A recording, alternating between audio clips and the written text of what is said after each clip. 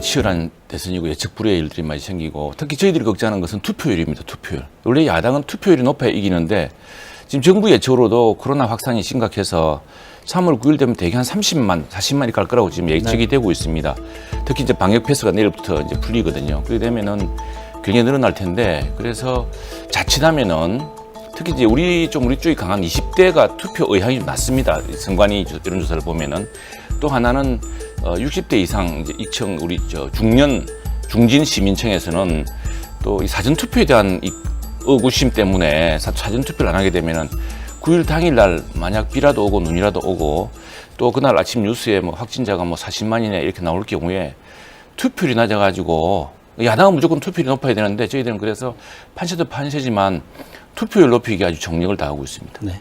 본 투표율도 그렇고 높이느냐? 사전 투표도 중요하고요. 사전 투표를 지금 보면은 이재명 후보 지지자나 민주당 지지자들은 사전 투표하겠다는 사람이 많습니다. 상대적으로 그렇거든요. 예. 그리고 확진자 수가 4일, 5일은 적겠습니다. 지금 계속 늘어날 거기 때문에. 그런데 9일 되면 확진자가 계속 늘어날 텐데 이미 민주당 지지자들이나 이재명 후보 지지자들은 3, 4일, 5일에 투표를 많이 끝내버렸는데 정작 우리 지지자들을 기다리고 있다가 투표를 못하게 되면은 역시 투표 한 표, 지금 역대 선거가 보면은 50만 표 차, 100만 표 차이로 승부가 갈라지거든요. 그렇기 때문에 정말 20대들 투표 많이 하셔야 되고 또 우리 어르신들도 우리가 똑바로 지키고 있으니까 관내 사전 투표, 자기 동네 동사무소, 면사무소에서 사전 투표는 저희들이 다 지키고 있으니까 꼭 해주셔야 됩니다. 네. 억지로 말을 만들어내서 하는 이야기죠. 어떻게 그 말을 들어봐도 심상정 후보가 일부러 그러면 진주합니까? 이런 이야기를 하니까 이제 말이 좀 엉킨 것이에요. 사실은 보면 말이 좀 엉킨 것도 할 수 있는데 역사적으로 보면은요. 지금 일본 우파들, 일본 우파, 일본 극우 세력들 주로 이제 저런 인식들이 일본 극우 세력들이 이제 하는 이야기입니다. 근데 일본에도 평화 세력이 있습니다. 우린 평화 세력을 키우면서 평화 세력과 협력하는 겁니다. 근데 지소미아 같은 경우에 서로 군사보호, 정보보호 협정 활동하고 있지 않습니까?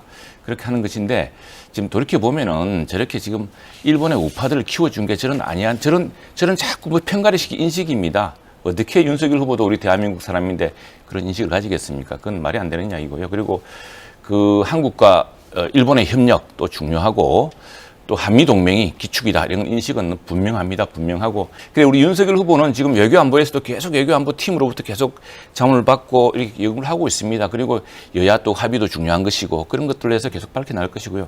공자가 이야기했습니다. 오늘 말 바뀌고 내일 말을 그때 잘하는 게 중요한 게 아니고 눌변일지라도 정말 신뢰를 얻는 게 중요하다고 그랬습니다. 네. 그 무엇보다 더 중요한 것은 지금 우크라이나 사태입니다. 전 세계가 지금 이게 지금 윤석열 후보의 발언은 전 세계 아무도 주목하지 않습니다. 근데 이재명 후보의 발언은 전 세계가 주목하고 경악하고 있습니다. 유럽의 국가들도 그러고 여기 우크라이나 사람들도 그러고 그렇게 치면은 그럼 이토 히로부미 말처럼 조선의 고종이 자극해서 일본군이 우리 식민지를 삼았습니까?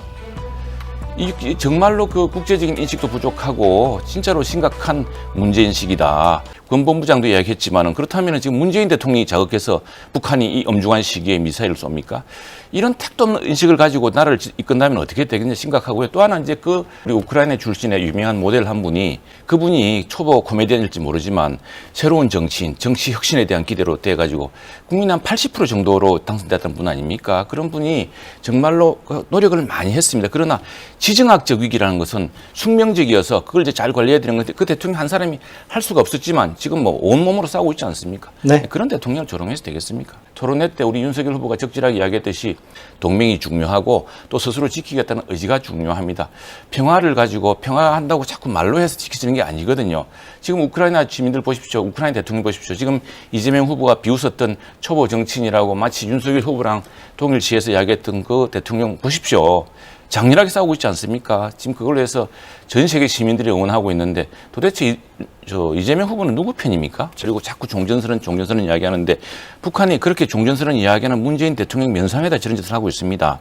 그리고 또 하나 심각한 점은 뭐냐면 이 미사일이요. 평양 순환에서 발사된 것인데 비행 거리는 300km입니다. 근데 고도는 620km까지 갔습니다. 이게 고각 발사입니다. 고각 발사. 이재명 후보가 뭐라 그랬습니까? 북한이 미쳤다고 고각으로 미사일 발사냐 그랬습니다. 그래서 왜 그런 이야기를 하냐면은 우리 윤석열 후보의 사드 추가 배치 검토 이런 이야기를 보고서 비판하기 위해서 한 이야기죠. 그런데 이 지금 북한용을 실험한 건 정확히 수도권을 겨냥한 것입니다. 일본을 겨냥한 것이기보다는. 그랬을 경우에 600km 이상으로 올라갔다가 하강하는 미사일을 40km 미만에서 요격하는 기술은 없습니다. 사드밖에 없습니다. 그런 것 때문에 우리가 기술적인 모든 가능성을 검토해야 된다고 했던 것이고, 그런 것 때문에 안보는 같이 해야 되는 것인데 지금 그걸 마침 편을 갈라서 한 대통령 후보를 무능한 사람 만들려고 이런 그 엄중한 사항을 자꾸 왜곡해서 되겠습니까? 지금 정말 중요한 것은 도발의 일상화입니다. 문재인 대통령 들어와가지고 문재인 대통령이 얼마나 애를 썼습니까? 민주당이 얼마나 공을 들였습니까? 도발을 일상화하고 있습니다. 이 도발을 일상화하는 것을 막는 것이 중요하다는 것이고, 지금 저 북한 문재인 대통령도 걱정하고 있지만 이스라엘 핵미사일 모라토리움이란 것은 남북 간이 그리고 북미 간의 합의입니다. 그 합의를 계속 위반하고 있습니다. 그런데 그 협정을 맺은들 그걸 믿을 수 있겠습니까? 그리고 그 협정이라는 것은 주한미군 철수, 지금 우리 전재수 의원님 말씀하시고 민주당도 강조하고 있지만 굳건한 한미 동맹을 가능하게 했던 지금 주한미군, 그걸 전제로 하고 있는 것인데 종전협정은 바로 주한미군 철수로 이어지는 주장으로 또 이어질 것인데 그런 것들을 면밀히 방비하자는 것입니다.